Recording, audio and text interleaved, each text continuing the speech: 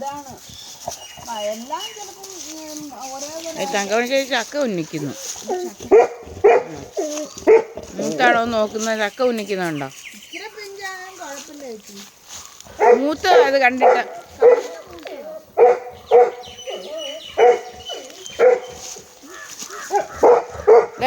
നമ്മുടെ ചക്ക തുന്നിക്കുന്ന കണ്ടോ? അവിടെ തന്നെ ഇരിക്കുന്നത്.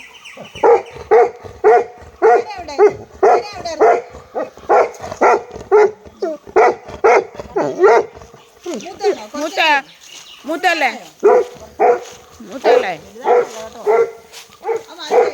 മതി ചേച്ചി, അത് എടുത്തോ. ആ അത് മതി, അത്